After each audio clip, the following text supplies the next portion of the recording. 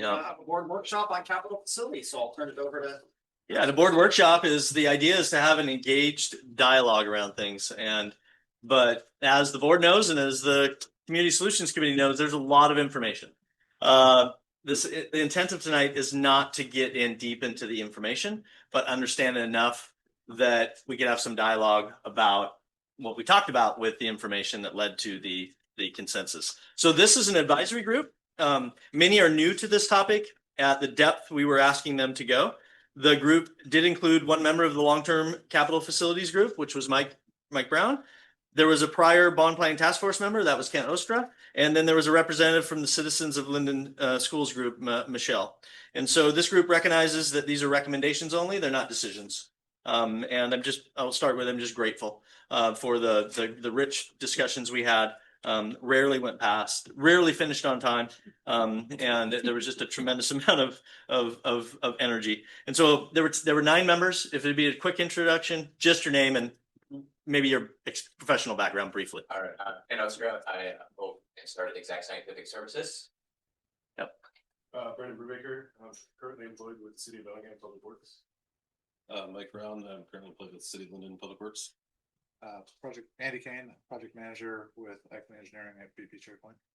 Hi everyone, Michelle McElvoy, employee at Linden School District. I'm Aaron Apps, and I'm a general contractor / industrial arts teacher at Technic Training Center.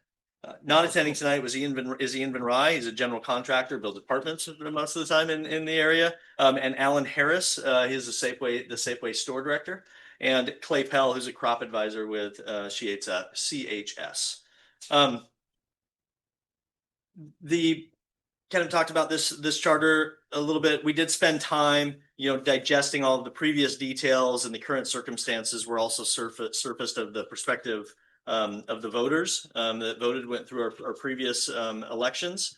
I do wish Alan was here because he's the Safeway store director and he had the most community engagement of anyone and was able to share that pretty regularly.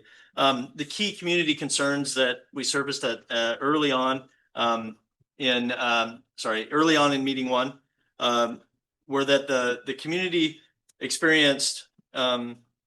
We concluded that the tax burden on citizens was the thing that needed to be addressed most readily, and that there was also a need to ensure that the district were good stewards of the funds that were provided to us and how we spent them, and that there needed to be greater clarity in the bond proposal and cost and scope at what we put forward. And so that meeting 1, we spent a lot of time on what the voters told us, and we also looked at the previous information from the bond planning task force and the enrollment trend, specifically the enrollment trends and the conditions of our buildings. So balance the room we had, what the quality of the schools were, and how many students that we have attending our schools.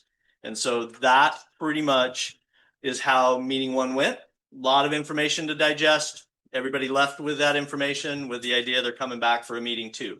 And this is 2 of 5. And so meeting number 2, Trevor Carlson, who is the tax advisor, the bond selling advisor that has been with the board, came and spent the 2 hours with the committee. We reviewed, the funding structures that school districts use in order to address capital needs. Went through some of those different options, helped the group understand impact fees, and discussed kind of our previous bond history, our tax history. And so basically the group became very educated on the way bond school financing works. There was also an update on the SCAP funding. This is a little informational for the board and for the group.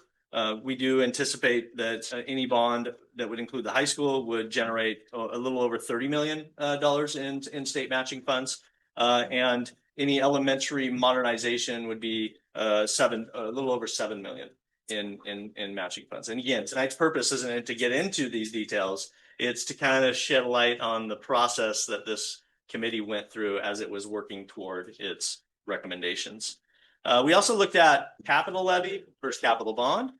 To remind the group, a capital levy, I'm on page 7, a capital levy is an up to 6-year collection of funds from the community to complete a capital project. And we just showed an 100 million amount And so the total cost of a 6-year, $100 million levy is $100 million. There's no interest on levies. You would collect 16.6 million a year for 6 years. You would have that money to be able to spend on responding to the needs within the community. That tax rate, the individual taxpayer would pay per 1,000 of assessed property value, is estimated at $2.85 per 1,000. So there's a high cost to collecting a large amount of money to complete capital projects if you use the capital levy tool. Comparison, a capital bond tool, 100 million, pay back that debt over 20 years. The total cost of that 100 million would be over 175 million because there's interest. But the tax rate to property owners would be estimated at 90 cents per 1,000 over those 20 years of debt repayment. So this group understood the difference between capital levy and capital bond. I thought it was important to remind the board as well. Yeah, the other difference with the capital levy, something I always forget is it's not like a bond. It's like a savings account. You're collecting the money and you don't spend it until you've collected it, right? Correct. Right. Yeah. And so in the meantime, your project costs are going up, right? You pay it off sooner, right? To short payback, but yeah. Mm-hmm. David, did the capital bond analysis follow the same methodology as previous with an estimate of assessed value increase as well as an estimated 4%. 4%? Yep. Okay. And in this analysis later on, you'll see some more analysis in meeting number 4, I think 4 or 5. So that's through the first 2 meetings, and then meeting number 3. So I'm going to back up a little bit. Part of the capital facilities plan action plan was that I was working with Tim Faber, who's a local architect who's worked on some of our projects. His firm is not prepared to design a high school, a project the scope of the high school. So he used other industry professionals. We then did a feasibility study out at the high school. We did some preliminary design of a facility that could fit at Linden High School. And meeting number 3 was the sharing of that information with the bond planning or with the community solutions team. And so I'm going to go through meeting number 3, and then we're going to pause for questions and discussions with the community solutions committee. And so this took our projects from the 2024 $157.5 million bond and shed some light on their costs. And so this is the ISOM elementary school proposal that was on the 2024 bond. Purple is proposed new learning space or new construction. And so at ISOM, it was 6 classrooms, expansion of the gym, expansion of the cafeteria. Okay. Next page is Vosbeck, same idea, 6 classrooms, expansion of the cafeteria. Those are taken from the 2024 bond proposal.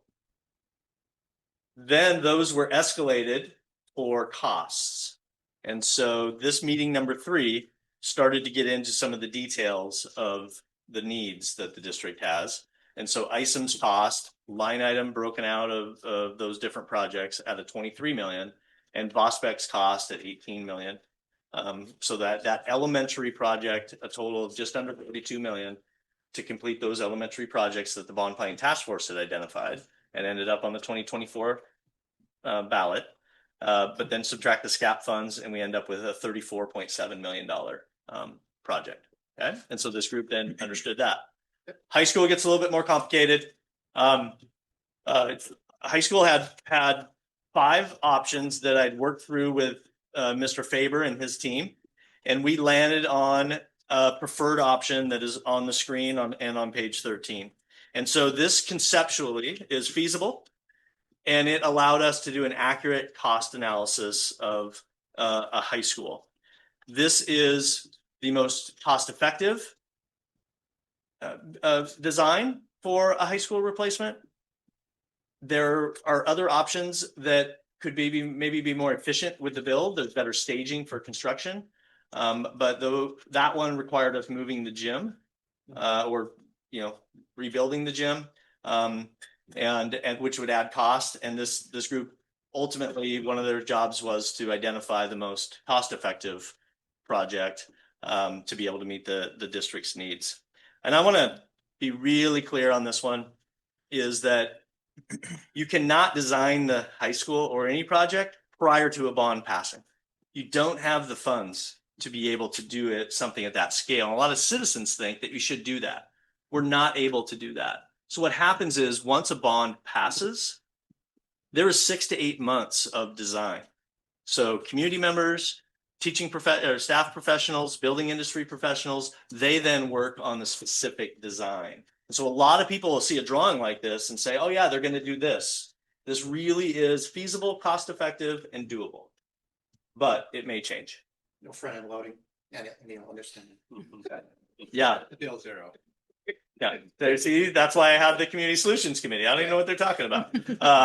And so again, we're going to pause here in just a minute. But this is the design. This is designed for 1,100 students in the main school areas, and 1,240 students in the kind of the restrooms, the cafeterias or commons areas, the hallways.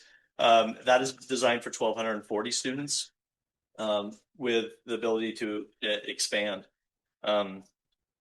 So that's the preferred option.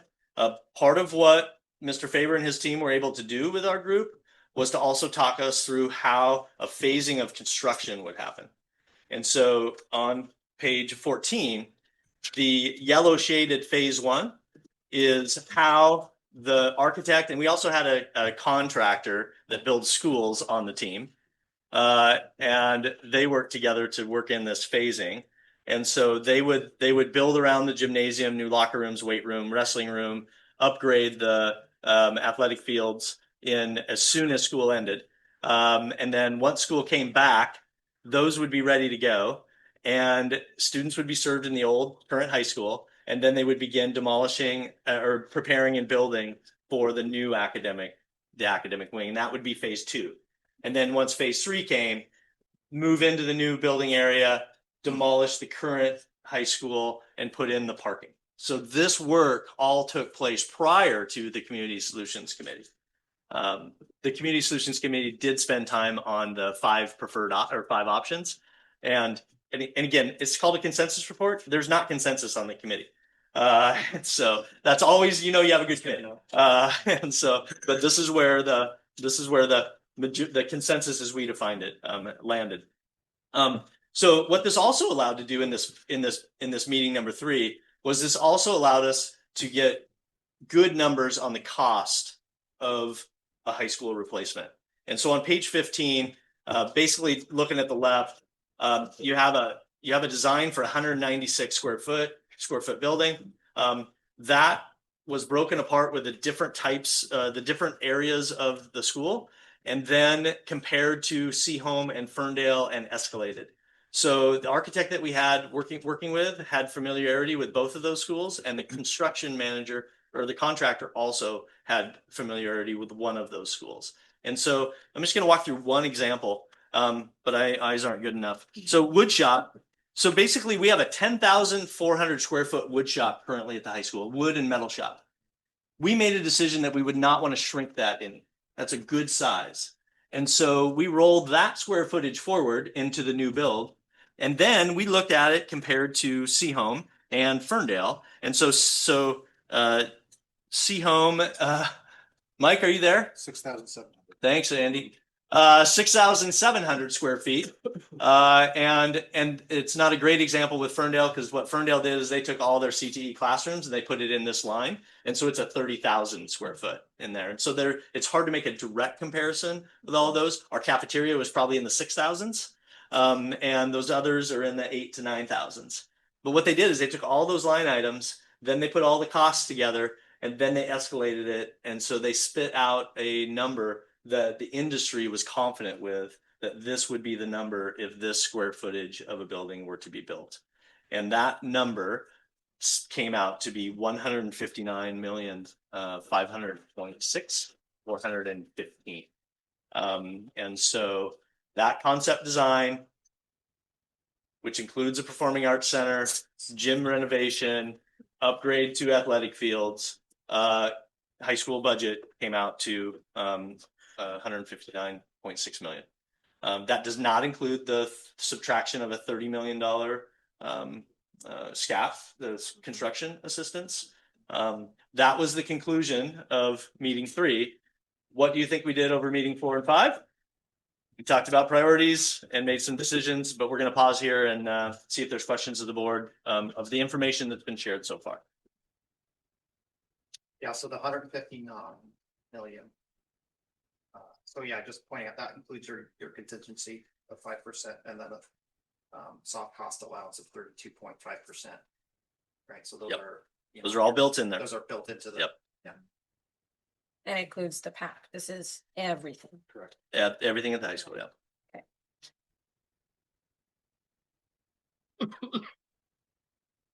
Our group spent time looking at this chart, looking at the comparison of the numbers, looking at the square footage to enrollment projections. Felt really good at the end of meeting 3 that we had the information. How much will Lost cost? How much will ISOM cost? How much will the high school cost? A lot of time looking at cost per square foot compared to Ferndale and City Home. Sure, felt good about that, even with the escalation. Okay. The spacing per student seemed adequate, in line with those other schools. So felt like what we got from consultants was accurate, usable information. Are you confident that Tim used, I'm sure he used the correct escalation modeling methodologies? We looked at it. It's similar to what we're using Okay. in our projects right now. Okay. You know, not taking into account tariffs, act of shy, whatever next week brings. Right. You're always wrong. Are prices coming down? Always.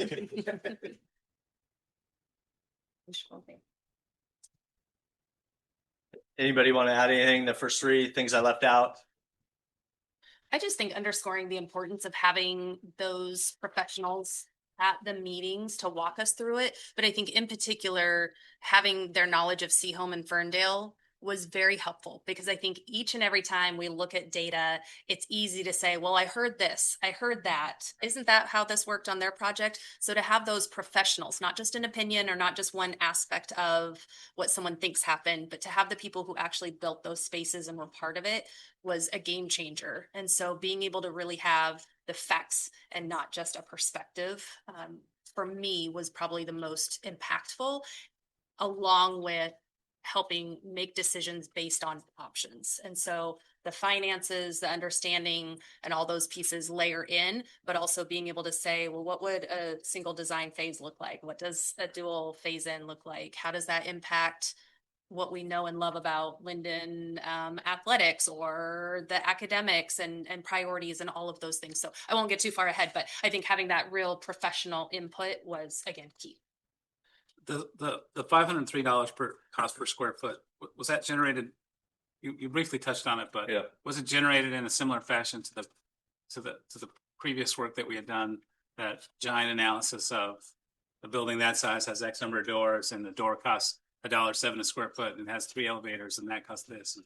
Is that a similar process to how that figure was arrived at? No, similar, maybe loosely. It did not go to a third party that does it exactly that way. And the previous one did it that way. They went out to RBL or whatever, and they did, Right. When we build schools, it has this many doors and it's this cost, and they calculate that. This group, and it was for Dawson Construction and Dykeman Architect, they're the ones who then took the conceptual design and took the recent numbers from Seahome and Ferndale and spent more. And what does a packing have included in it? Mm-hmm. What's the cost of a science, 7 science classrooms, and what's that square footage cost? They were more in that realm than they were what's the industry standard for door hardware, roofing. But they had all that information because they use it. They do the cost estimates, right, for these schools. Anybody want to add to that? Since I've been on both, the second one, going through this the second time, it felt like I got more information and more real numbers. Where everything else was like, here's my Lego set. Right. And if you use these pieces, this is the cost. Where now it's like, oh no, here's the actual what that's gonna look like. Here's these rooms. Here's roofs going around the gym. Before it was all just this idea. This seemed more real and more hard. Like this is what we're looking to do. And also what we also talked about is when we're looking at is doing a new high school. what's the ability to expand? So that was always on the forefront, is you're gonna build this. Are we pigeonholing ourselves in a spot where 10, 15 years we go, we need more room? Right. So we always got that question, is like, we want to be able to expand a new high school, not get stuck. So we always brought that up. Okay, so do we have it in here though, in the conceptual design, the expansion capabilities in the future? Yeah, that was part of it. When we looked at those 5 options, where might the expansion go? And so in that more specific, when you hire the architect and you start getting into that design, that would come up and say, make sure those designs are done in a way that has that expansion. But yes, these models that was discussed. The core spaces, the cafeteria, the gyms, the hallways were designed for the larger classrooms in the future down the way, for a larger number of students. So the reverse of how the existing high schools. Yes. So back to my question. You know me, David. Yep. So is there a spreadsheet somewhere that looks like this that also has the costs on it? It shows the sort of the detail behind that $503. So didn't we look at a sheet? We'd have to go back and look. There is a sheet, I think, that had cost per square foot for Performing Arts Center on average, a cost per square foot for a general ed classroom. Am I remembering that correctly? Correct. And they wouldn't let us keep it because they thought it might be It's proprietary. Yeah. But yes, we did see Take a it. screenshot. Yeah. But you basically have vetted that number. Yeah, I mean, you know, and if you look at, what are we looking at here, 500 a square foot roughly? Yeah. If you think about what current home price build is or commercial price build, and you're looking at, you know, trying to build something that'll last some years, the price of that pack per square foot is more, the prices of CTE is more, but the classroom seemed in line with general commercial construction. Yeah. And so we did see that spreadsheet that had PAC and it was 640 some per square foot. And Generally 300 something. mhm. Do you have a number without the Performing Arts Center? The Performing Arts Center was around 11 million. And we do have it in meeting 4 and 5. Yeah. The but I'm more referring to the cost per square foot. Oh, Yeah. I'm just curious. Not in this pack. Okay, that's okay. No, it's No more problem. of like, I think we only have the hard cost of what a total pack would be, not a square foot, but we kind of could estimate that. Sure, if you take out the square footage of the pack, and you take out the cost of the pack, and divide it out, calculate it. it may be in Michelle's binder, but Kelly's written it down. We'll get that. Yeah, We'll yeah. get that information. That's great. Thank you. We'll get that information out. The gym upgrade was another one where we got more specific costs. So we had a structural engineer come out, walk through, spend time in the gym with the architect. What would be the seismic upgrade of the gym in order to seismic upgrade? What would be the ADA upgrades? And then what would be the costs of those? And you've got to connect new construction to a current gym. And so what would that be, that cost? So they spent time on that. Now they did that off at their offices and came back with numbers for us. So be able to get some of those details, but I don't know. We didn't spend a whole lot of time at the meetings in that fine level of detail. I can share that the cost of the square footage with the pack was 503. The cost without the pack was 477 per square. Thank you, Michelle. That's the composite cost though. Yeah. Yeah. So not, that difference doesn't mean the pack is only that. Right. And then you got to calculate the square footage Yeah. and what the percentage of. Yep. We can get it. Get it. Other questions up to this point? Well, I appreciate the comments about like real world numbers if you're actually to build it instead of, just hypotheticals more or less. But what about when it comes to actually, like you were to pass a bond and then you get an architect? Like, is there any idea of what changes when that comes into play? When you actually have community members going, oh, have you guys thought of this? Or, we want to make sure we have that. Is there any? I mean, my understanding at this point is, once you get to that design, I mean, there's a lot of things that have to be decisions, right? Just like if we were building our own house, if we want to go really high end in one area, we might have to, Right. cheat a little in another area, is my understanding. I'm not a builder. So the rest of these gentlemen might have a different perspective, but I think it's that idea that how many science rooms are we building? Because the lab space is much different, right? The kind of HVAC system you're going to need for some of our spaces is going to be really different than if I'm teaching poetry in my classroom. So I think it's the idea of how much culinary space are we going to have? So the CTE programs are going to dictate that. But I think it's one of those concepts that because we know the square footage was based on other schools in the area that have programming that we will liken to or want to model after even. I think it's something that felt safe and again, real world enough that we weren't making this decision going, oh, are we going to be cut really short? Are we going to have to skim back on our own students? It felt like we were getting all the different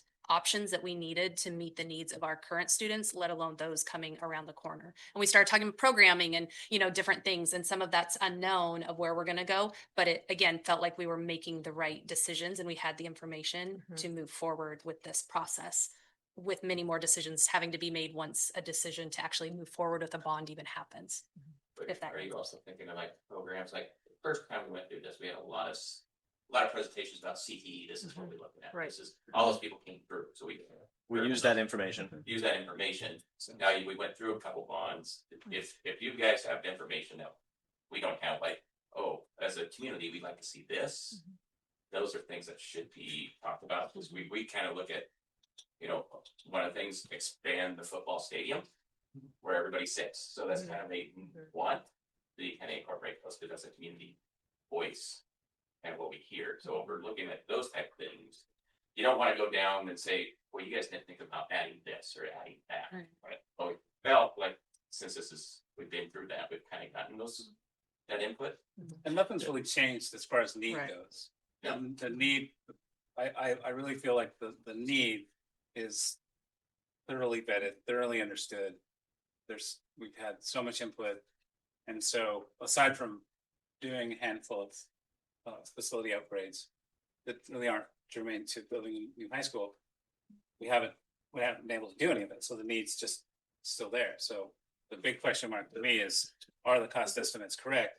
And the factors that weigh into that are the same factors that we were concerned about the last time we talked about this, and still unknown. So it's just shaking the magic 8-ball and seeing what number comes out of it.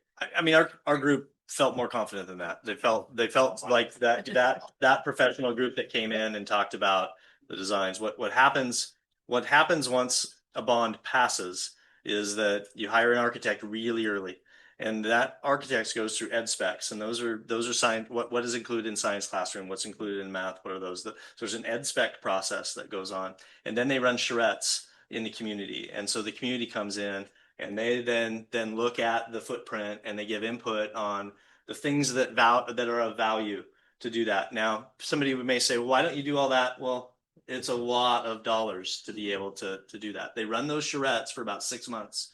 The high school staff, middle school staff come together, they run different charrettes. And out of that, the architect starts working with the owner toward those designs. Now there's a budget now in place because the community has supported a budget based on a projection of what the board puts forward as a resolution of what we're going to do in terms of square footage and what programs are going to be met. And then that process goes on. I think we might have a slide in there. That process can be up to a full year around that, because then you have to, and then you're also working with usually a contractor at that time as well. And then there's some discussions around maybe building supplies are a little bit different. Fernell made that adjustment, right, on that, or maybe don't record this. No, it's recorded. Maybe we can't do a wood shop and metal shop at 10,000 square foot. Some hard decisions have to be made at that point. And so we do the best we can at this stage, project out confidence to the community that time was taken. And that's part of what this group did in that meeting number 3.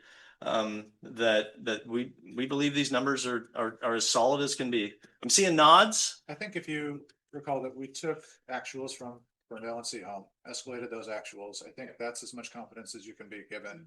Take the professional estimators that the architects have that have software that is auto-generated. If it's similar to what we use, which I assume it is updated with each project that they do. Their actuals should feed into that. I don't know that you can get much better information up front. It's nice to have those actuals, Correct. right? And it's a school, it's not a process unit. It's gonna be a little easier, right? To enroll. Footprint is similar to Ferndale. The Sure. build style is similar to Ferndale. One long, tall structure for the majority of the school. I think that benefits you. Yeah. You're looking at a fairly simple design the whole way through versus, multiple facades and things like that. So, Yeah. One thing I wanted to point out that I appreciated seeing on here, and the two biggest things that I had heard as we've gone through the bonds, is the size of the cafeteria, which looks like here the cafeteria student commons has a 67% increase in square footage. And the music room is a 107% increase in square footage. So I think that's really great to see, and as well as what Superintendent Vander already mentioned with the wood shop and ag shop staying the same footprint. So that was a concern that a little bit. So As well as the design has music separate from the library. yeah, Door. probably. You didn't I notice didn't that. even notice that. So great. Yeah, no turtle. But just to emphasize, I think we all feel very confident with this number that came up. I do. Yeah, that's good. Really, you know, last time I did it, it was a bigger number, because we did multiple projects. Now run this down, I feel very confident, but we're in that ballpark. How close, 10% on 120 millions. A little big number to all of us, but. I have a question. So we've seen an example, like you mentioned about Ferndale, right? They had a problem with what they budgeted for, and the costs incurring were increasing. So, they came up with a solution, which was prefab, I think, for their CTE. Correct me if I'm wrong. Prefab. Yeah, using prefabricated materials.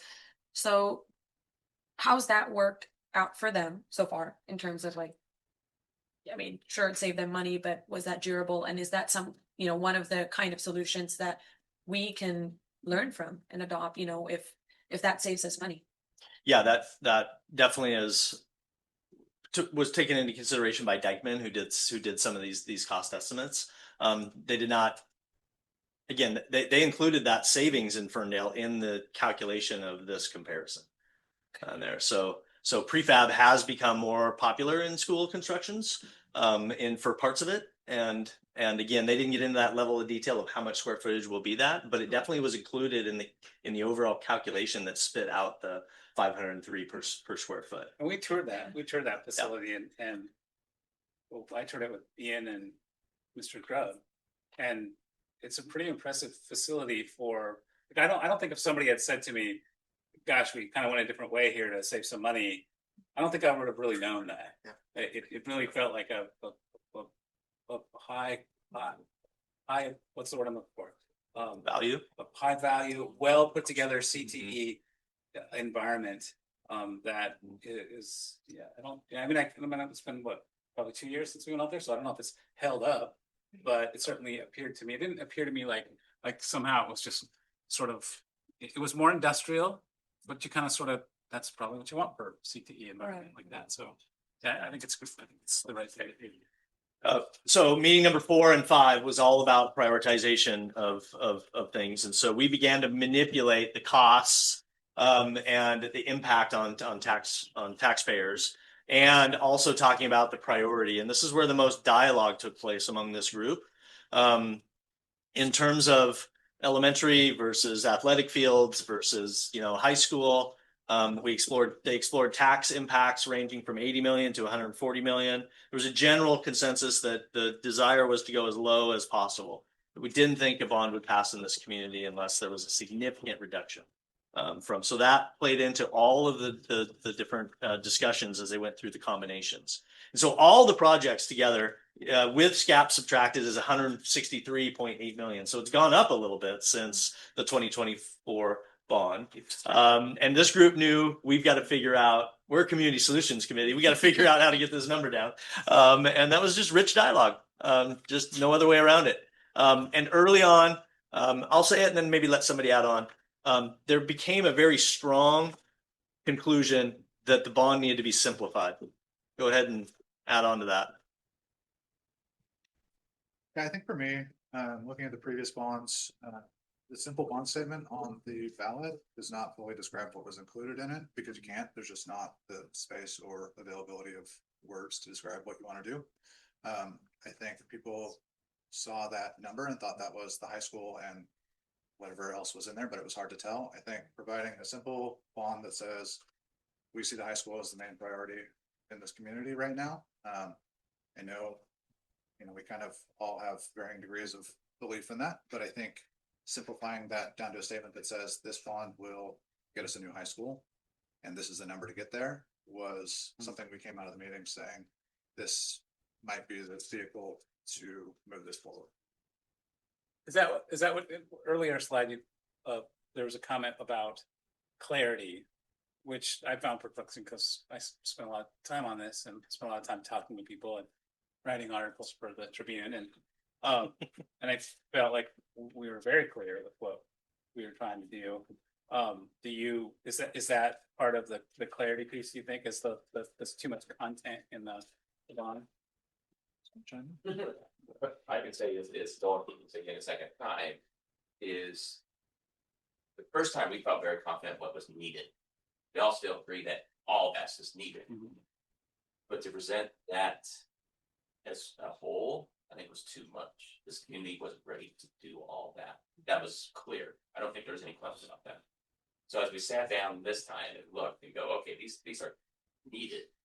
So let's give what we need now. And what we need now is a new high school. And there was no question about that. So to put all three into one pot again didn't seem very clear. It's still a mumble jet mess because you're going, oh, we're doing this here. Oh no, over here we're doing this. And we also are going to do the whole high school. And I think people started losing focus on all that.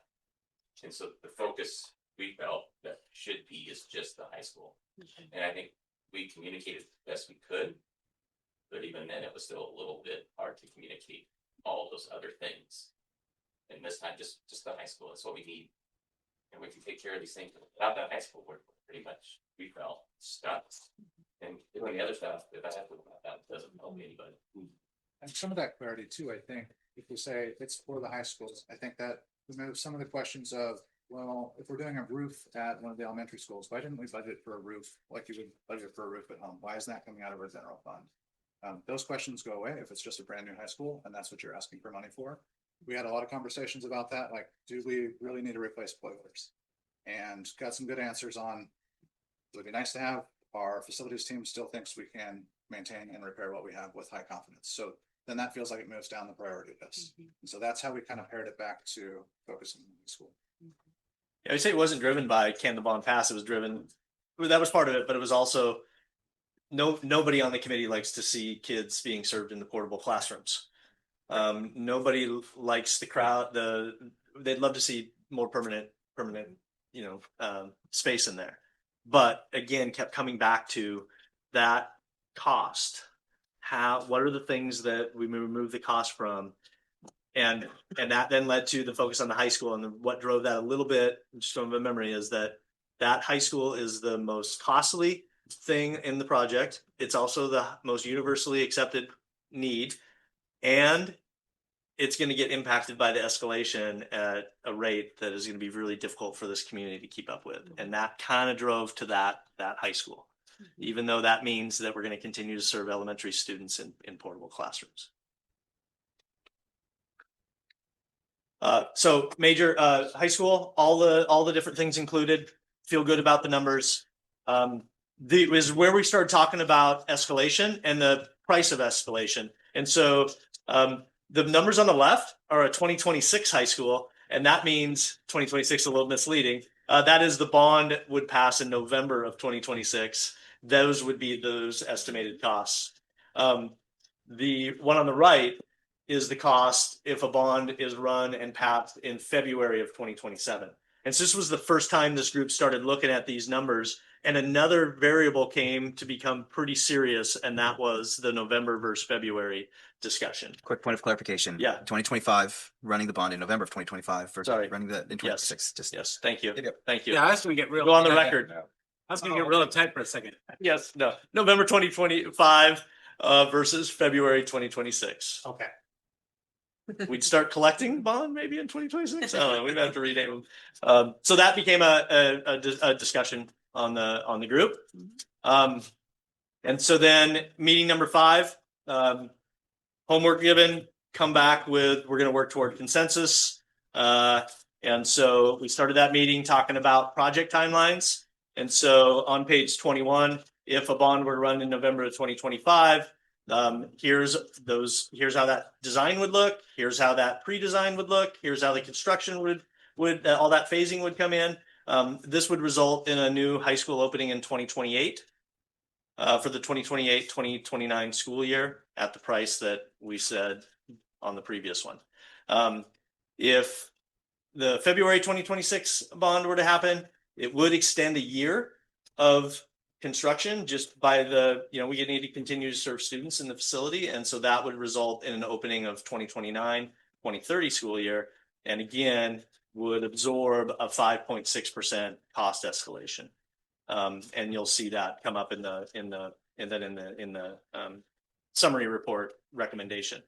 So again, the whole high school, then the group started pulling things out. What if we pulled out the synthetic football field and new track? What if we didn't do field upgrades? What if we reduced even more square footage? What if we didn't include the Performing Arts Center in the original bond, but separated it out? What if we did 2 bond initiatives? One had a PAC, one didn't. All those types of discussions surfaced in this meeting number 5, which then resulted in us pricing a no PAC as identified as something that should have serious consideration. And so this group had a very, very hard discussion and a hard time processing the Performing Arts Center. And they went back and forth between, and then I'll stop, a $113 million bond with no PAC versus a $129 million bond with a PAC. And that was a hard discussion. And I'll let you jump in here. Can you guys speak to that? Because I think it's a pretty big point. I'd love to hear the thought process behind.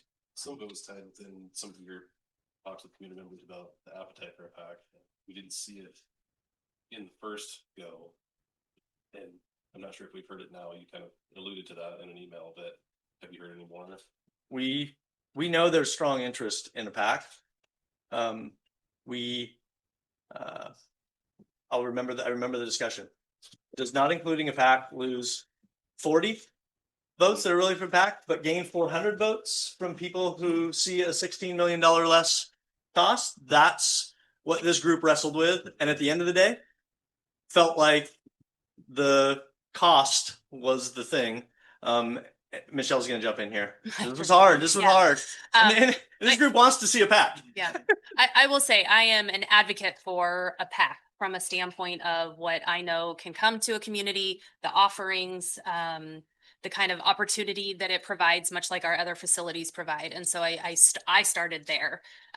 Seeing the numbers in black and white, the cost of that, given the challenges of trying to pass a bond and having been through 2 of them in 2024, I can tell you it's really difficult. And I know you know that, but I lived and breathed it, and I almost didn't join this committee because I'm still a little burnt from it. And so I think the idea of really looking at an $11 million facility when I and we couldn't hear directly, what are we using that space for on a regular basis?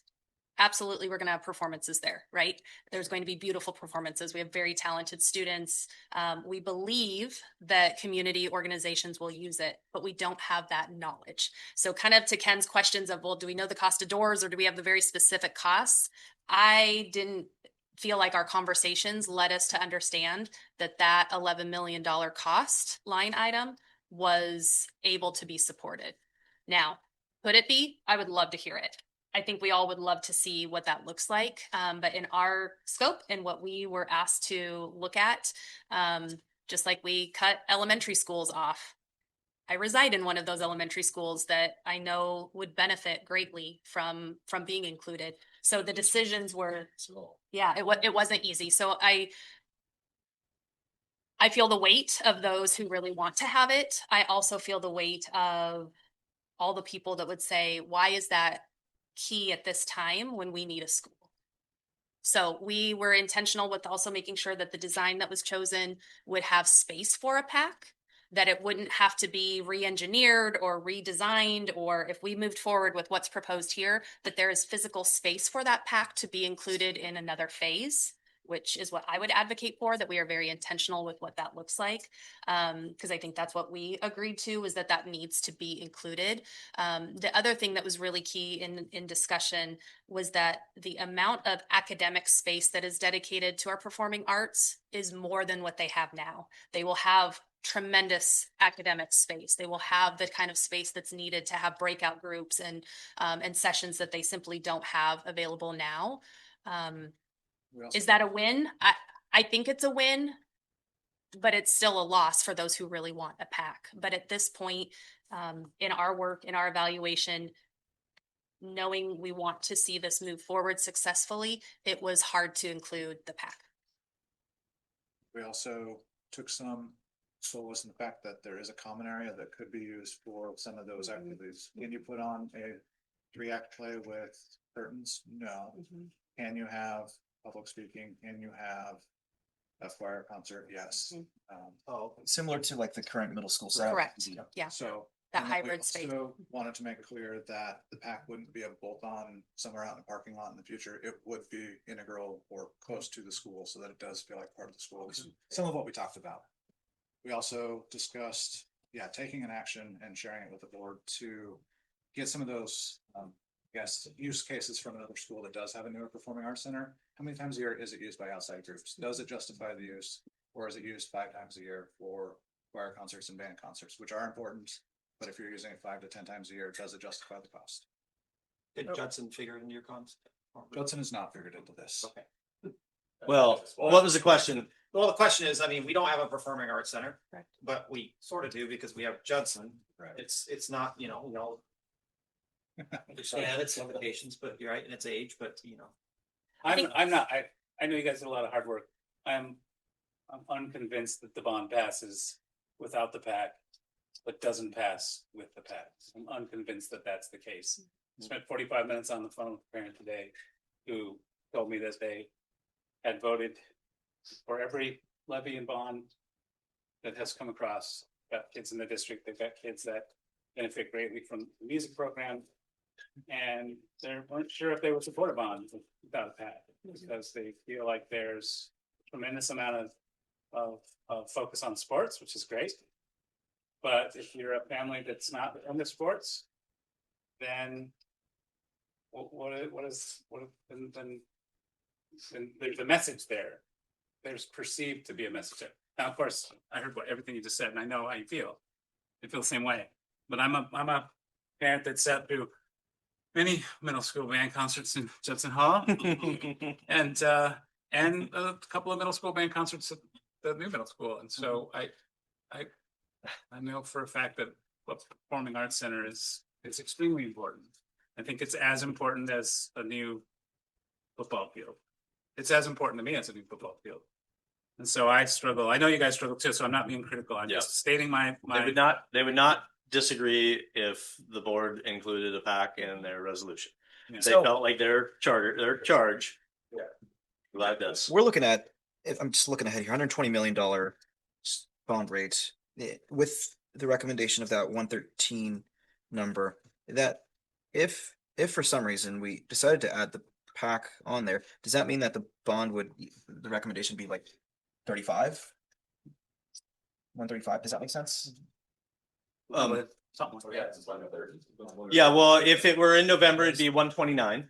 Right, but you've got the 113, why not just put, 115 sounds a lot better than 120, obviously. But- We're talking in millions. Yeah. The board's going to go through a process that results in ending up on a number. Mhm. This is just the numbers that this group used. Right, I'm asking the group, is that the thought process that you guys have gone through in terms of PAC, no PAC?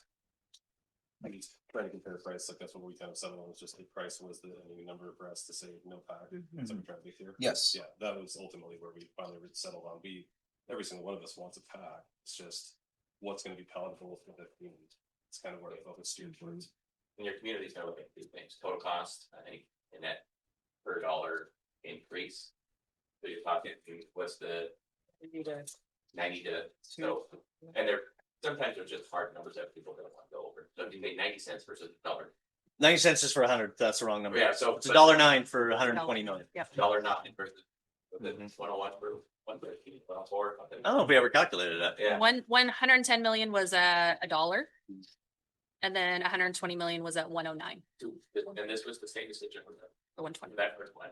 Not that big a deal. Did you get an analysis for 130? Yeah. But you kind of, this, or the community, and it is 113 versus 130.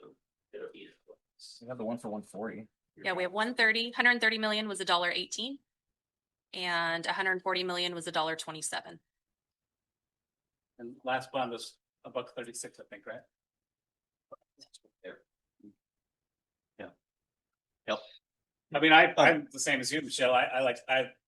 The last time we run the bond, I think we're gonna make a little headway and we go backwards. Like I said, after the first time we ran the bond, people kept saying to me, well, you heard from the community. The community said no. I said, no, we didn't hear. We heard from some of the community. Let's try to get more of the community. Got more of the community. We got less yeses. It's like, Well, we got more yeses. We just got a lot more no's. well, okay, yes, right. What I mean was we got a higher percentage of no's. We went backward as a percentage. And that's hard to stomach when you spend a lot of, like I know you did, we spent a lot of time and energy on this stuff. And so it's just hard to read the tea leaves and come to some conclusion about it's also frustrating, and I'll just say it publicly. It's frustrating to have one group of people say that as long as there's girls playing in boys sports, I'm not voting for a bond. And as long as you guys are doing the stuff you're doing now, we're not voting for a bond. If there's no PAC, then I'm not voting for a bond. It's so hard to hear that and try to deal with that as you're trying to really focus on education and positive outcomes for students, which anybody who's toured the Linden High School and then gone over and toured the Ferndale High School, it's like, there's not even a question. I don't even care if it's $1.09 or $1.20 or what at that point, but So here's my it's question. hard. Here's my question to you guys that I'm really struggling with this PAC, no PAC thing. Because it's almost a gamble from what I'm seeing. If you set it at 113 and it passes, that's awesome. Okay, that's it. But if it doesn't pass, then you're looking at an escalation 5.79%. So now it's at 119. Well, for $4 million more, there's your PAC. Yep. You see what I'm saying? Yeah. I'm certain that it's like, well, and then we woulda, coulda, shoulda, and now we're paying more. And still don't. So 113. Yeah. It goes, If yes, we're fine. Yeah. If it goes no, you say we go to one. if it goes no, then I mean, why was the no? There's a lot of Escalation. It's the questions. escalation, but the PAC also escalates. So it's PAC not- escalates, so now it's 135, and if we want a PAC. So yeah, I just don't. If you would have gone off on the first round. Right. And if we run it, You're thinking if the PAC loses votes, that's what. if we run it with a PAC at 129, and then we get a no, and then we run it at 119 without a PAC, well, it's just like you're going backwards. I don't know.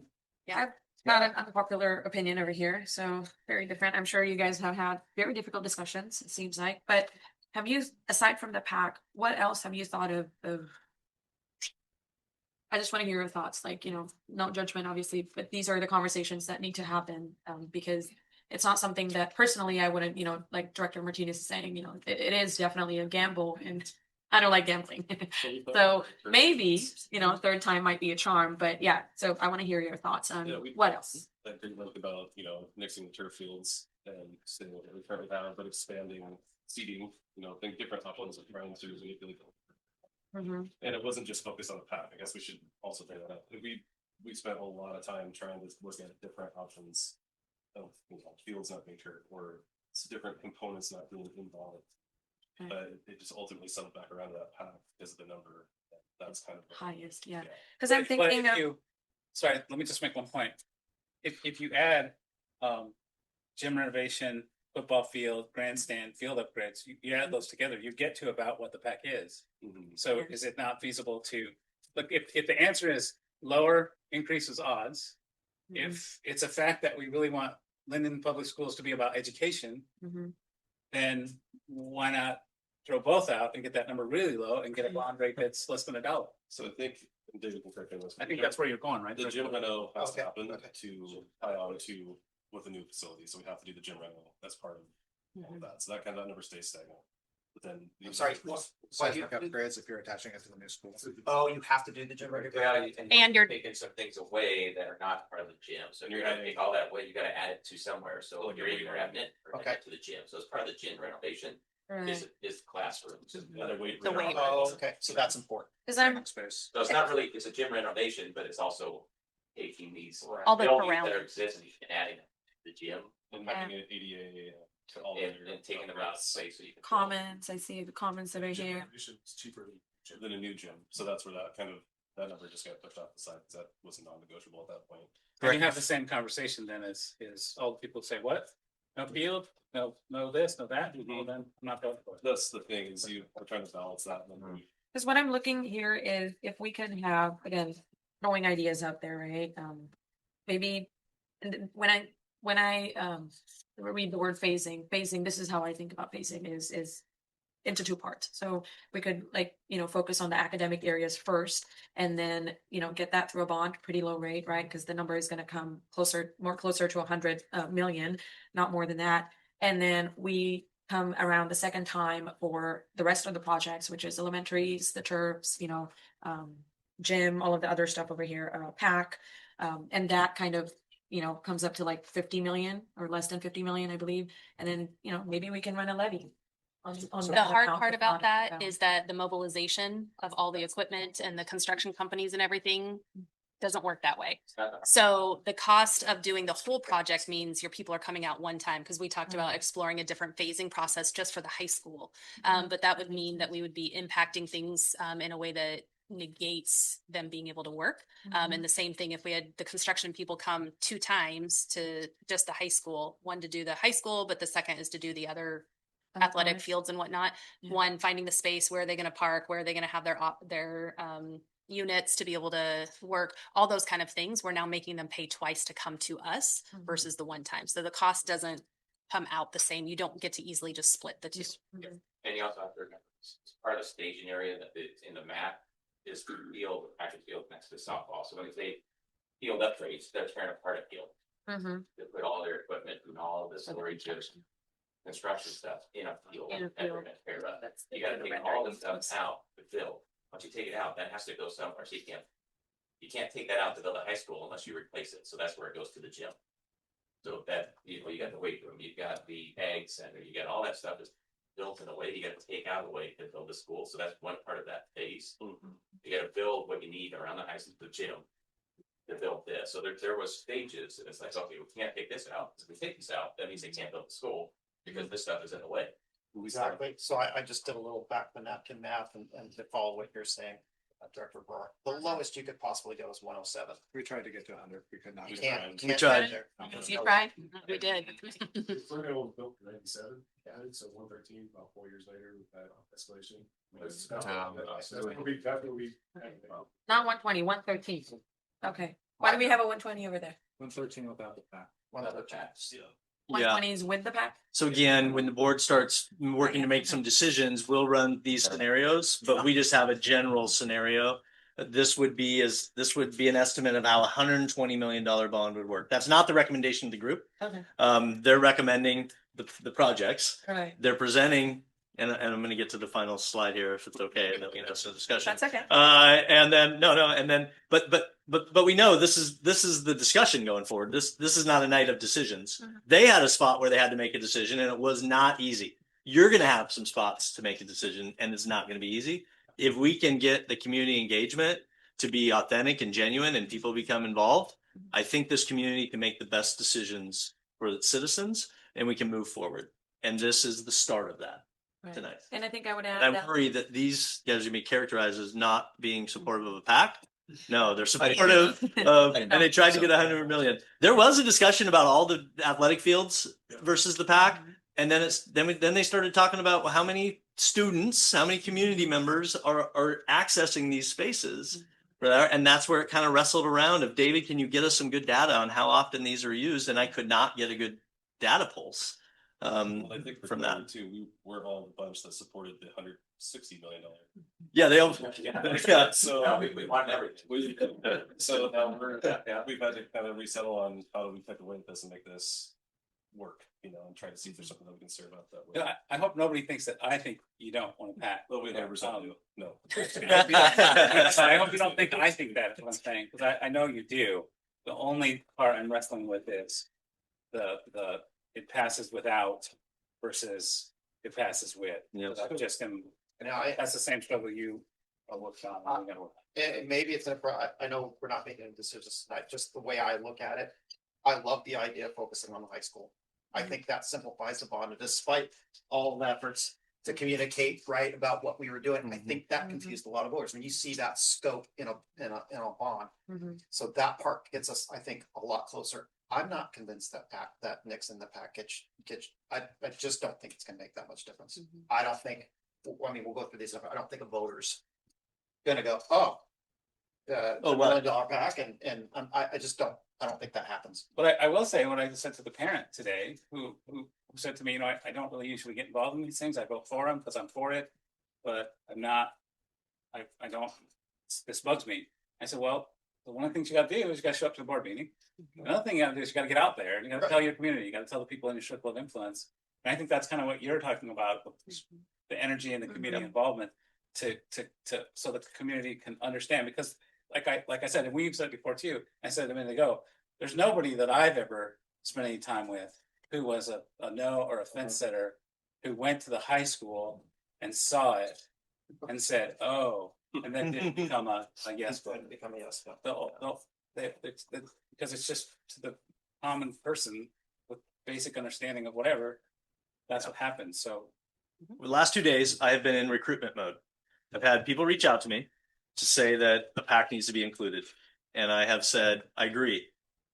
Let's get together. We need some energy if we're going to be able to get a bond passed. Are you willing to work for it? My observation, this is going to sound harsh, observation has been people have a lot of energy when something doesn't happen that goes their way. And I'm not talking about the music booster, I'm talking in general. It's really hard because we're so busy and we're so invested in our children. It's hard to invest our time in something that is out in the future. And that's what I'm committed to working at. And I think people who want the PAC are going to have an opportunity to really work that energy. And because we got to make up, because I think there's a lot of people in this community that I've interacted with. They're only going to look at 129 and 113. And that's what their decision is going to be. It's not going to be 109 and 104 per 1,000. It's those two numbers. And if we're going to get to that 129, we need to have people communicating accurate information around a simplified project that we got going. And I think this community can get there. Now, I think the economic times are hard. And if we don't get there, it's going to be because of that. People just can't afford this right now. I think we need to Brent? confirm that too, that's not taken lightly by any of us. No. We all see it, we all feel it. And our pocketbooks are stretched too, so we're making these decisions based on ours as well. Yeah. Brandon? I was just gonna say that no PAC doesn't necessarily mean no performing arts. Right. It's not that I swear, Joe's kind of talking to, you know, so that's kind of more palatable. Same with the ball fields and the athletics, you know, we're not getting the grandstand, you know, like the biggest and best. It's palatable, it's an upgrade, it's so track events can happen on the track. You know, that type of stuff. So yeah, I think there was fair compromise. Well, and you get the soccer capability. Soccer's big. And we were told that if we didn't improve our track, we weren't gonna have track meets, and that is possibilities until you improve the track. Ferndale didn't have track meets for 18 years. Wow. Because they didn't have a track that met the standards. Linden's close to not meeting those standards. Yeah. So to wipe out the track and not do it means maybe no track events. Yeah. So I also, can I? yeah, go for it. No, please go for it. No, I don't want you to lose your thought. Hold on. I think the other thing that we talked about related to the PAC is the building of the community and the investment of if other organizations or people are hosting things and what that can do for our Linden community in terms of event, people coming and staying here or purchasing. And, we've had our representative from Safeway saying more people coming to the store, things like that. So really looking at what the expansion of offerings does. But that's also part of the athletic fields that I didn't realize was that we can't host district playoffs right now because we don't have grandstands on the visitor side that are large enough. So those kind of things all went into these discussions. We can't recreate all of it for you, but I think all those little nuggets are really fascinating as to why we need to do certain things. We already have a football field. We want to make it more worthwhile, allowing soccer. We want to be able to make it more worthwhile to host because we are a competitive community and we want to showcase our talents that our students have. And so being able to build upon what we have, but again, coming back to, do we then invest in a new facility of a PAC? That's where it's a little bit different. So I think, Ken, I did the same with that you did of adding up all the different athletic upgrades and what that totals in comparison to a PAC. But the difference is that I came to was we are upgrading spaces that we already have. We want to have good spaces. We want to make them worthwhile. They need to be safe. They need to be able to do the work that they're here to do and not be falling apart versus a whole new investment in a facility. So that's where my mind got to of the differences. All right, so we ran out. Yeah. I was just gonna say thank you. Sorry, and Danny for- too was. Yeah, I'm- no, I'm thank good. you. There's a lot of like, energy in the community afterwards. So I would like to put that, if you have something to say, speak up or forever hold your peace. There are many ways to do that. Our superintendent is really good at putting up these committees. You can email the board. We're pretty accessible board. You can, talk to us, et cetera, et cetera. But like I said, speak up or forever hold your peace. So thank you for the work. Appreciate it. So we ran 120, and that is just a middle, right? 7 million less is 113, 9 million more is 129. This is what it would look like for 120 million. There's not the recommendation of this committee per se, but a total cost of $120 million bond is 213,159,000. That is what includes interest. The no campaign against the board was against the district was that somehow we were trying to hide costs from voters. I just think it's important. No one was. I think everybody always thought we had an interest when you borrow 100 and some million from a bank. But the reality of it is we want to try to show it. And so that total cost, what you end up paying, is already built into all those tax rates. And so I just don't want people to be fearful that, oh, now it's going to go up because interest. And so that's what 120 million looks like over a 20-year bond repayment. It does assume a 4% annual assessed value, property value increase in its scenario. What that basically means is that if your personal property increases by 4%, you're also going to pay 4% more in property taxes every year. It does get offset when new residents move in or new industrial growth happens. We can't calculate that and show that, but it typically happens. And so that I wanted to show to the board tonight. And then just this is the consensus statement. I'm going to read this and then we're going to have any final questions, but a measured approach that focuses on the district's most pressing facility needs while prioritizing student needs. The bond scope recommendation of this group is a simplified high school only bond to focus on the district's most urgent needs: facility condition, enrollment growth, educational environments. Early action, meaning in November, could yield savings because of earlier procurement and the costs of those materials. Performing Arts Center suggests engaging the community to help inform a decision on the PAC. A new high school will include adequate space for performing arts programs. The high school site design will also accommodate inclusion of a PAC. If it's built in phase 2 and it's on the original bond, we're ready to go with that when an architect is hired. We've designed it that way. Elementary school heating and ventilation. The original bond included upgrades due to planned expansion. This group spent a lot of time on ISOM's heating situation. If we're not going to do a major remodel at ISOM, then the repair and maintain approach is now the recommended approach to remove it from the bond. And then the tax strategy, this group tried to get it as close to $1 per 1,000. And the total bond should be narrow in scope to fully fund the high school replacement without overburdening taxpayers. So that is the outcome of this 5-session work by this group. I really appreciate everything you guys. Michelle, thanks for coming back. I'm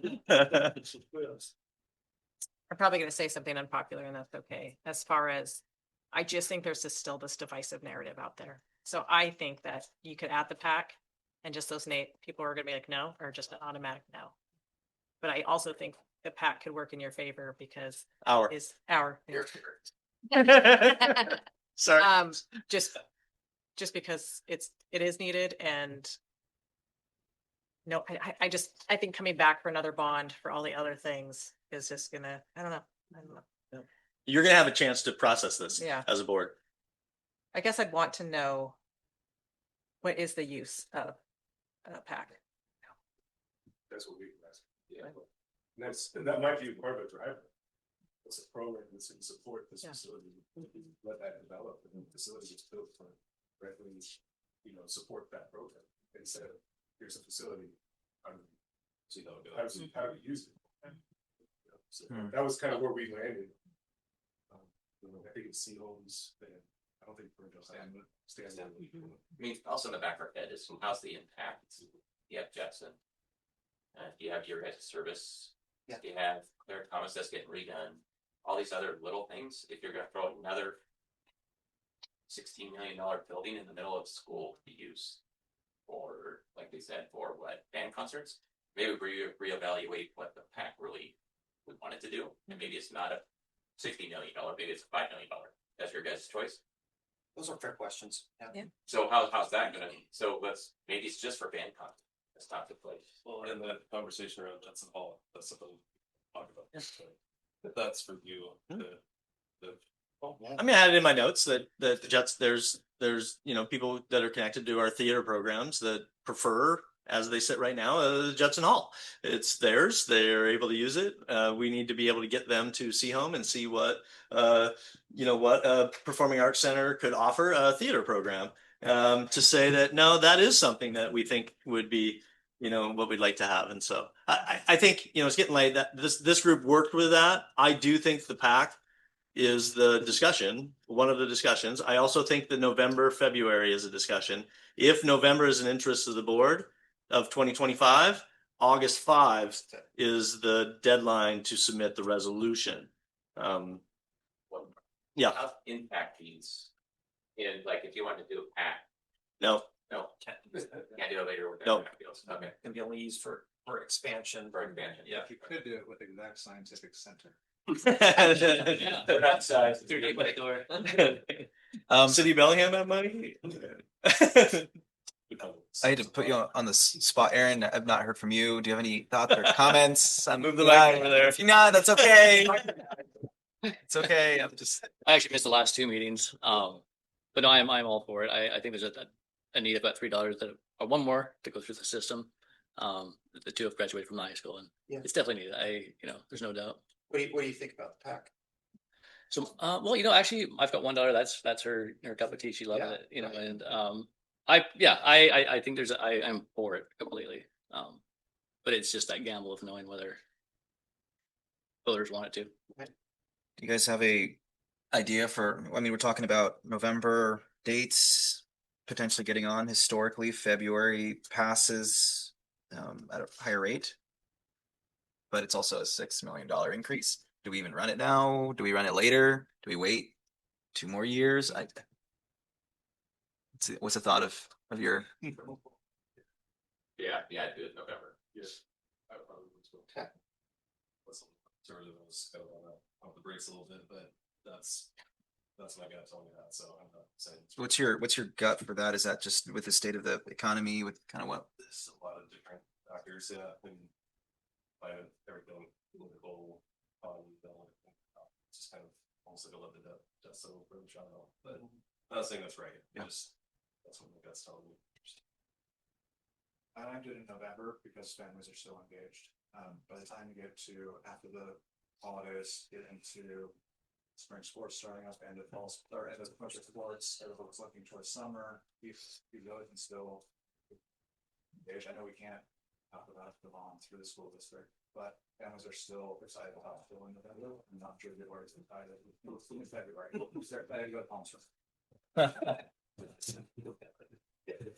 Since we're going down the line, my gut is really nervous for November, because of the state of things, not because of the topic of the bond.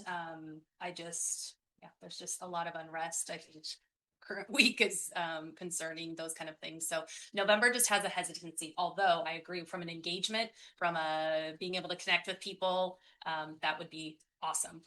But yeah, November just makes me nervous. What was that? But it's February. Yeah, I know, right? I said the $6 million cost. Whew, Yeah. that's really rough. You, Aaron? Yeah. I don't know if I have an opinion on that. You don't know. Yeah. Right. What was that? I think We just don't know. I mean, you're just gonna, either way, it's. I think my opinion is you either do it in November or you wait a while.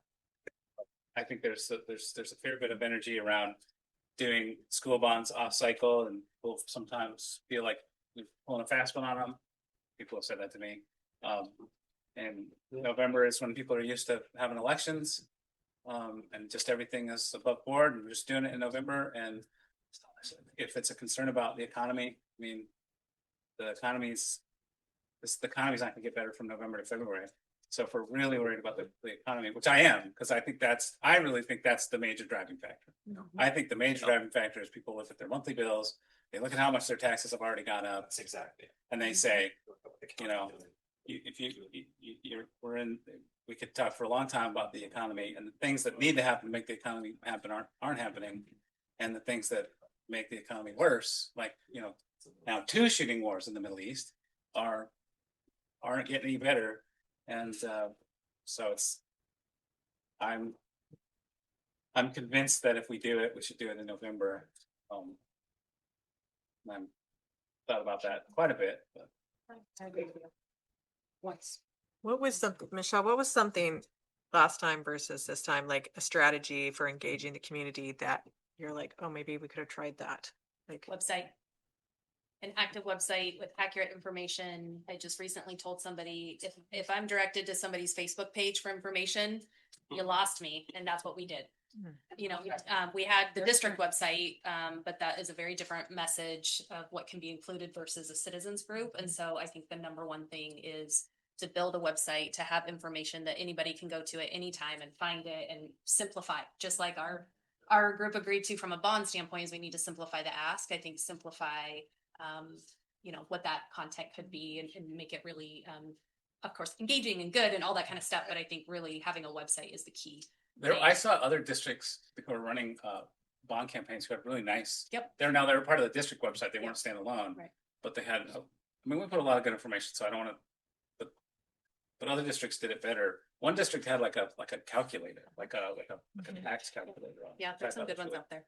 Really kind of cool. We wanted to. It just Yeah, you got a lot of lots of things. Yeah, it's not a Maybe it's a criticism. section of our website, that's dedicated for, and then you guys hold meetings and whatever input is needed, whoever controls it, and Michelle and I talked about this, and we think that the citizens group website in combination with it has, but really committed to it. But most of the funds to that, manage it well, direct people there. In this community, people want to know the information, and a real dedicated, simple. You can add some history of how we got here. Well, sky's the limit. I think it's really important also to have, because there's lots of misinformation out there, right? Was the middle school undersized? No. Right, you can actually, Oh yeah, right? that's a great point. We can Yeah. get some FAQs in there about some really, bad information that's out there. Yeah. Yeah, you're right, exactly. and I- Okay. Yeah. Well, I think it also, if people are visual and you're not going to get a bunch of people to go to Stanwood or Ferndale, I think that we have a bunch of talented kids who can take a camera and just have something where they're actually walking through the school versus walking through a different school. Because I think if you say, I've heard that a lot, like, we'll just get them to come into the high school, then they see the need. Well, no one's going to do that if you're a definite no. But if you're just like, oh, look at your stupid site, and then you're like, oh, that, especially the bathrooms. yeah. We did Again, have some good videos that got produced. Yeah. again, I think this is going to be a challenging decision for the board, and focusing on ways in which can engage the community and work toward a decision that can be communicated in confidence. I will say from position of the superintendent is that I have a hard time going into our schools in the middle and elementary schools knowing that our children are on the path to that high school. Our high school does a wonderful job, but this community needs to have higher expectations for the environments in which we serve our early adults, teens. And so I'm going to continue pressing to do it. I don't gain anything from it. I think a lot of people, like on social media, will say, well, of course, they want it. Well, I want it because there's children Children deserve it. that are their path is through our schools.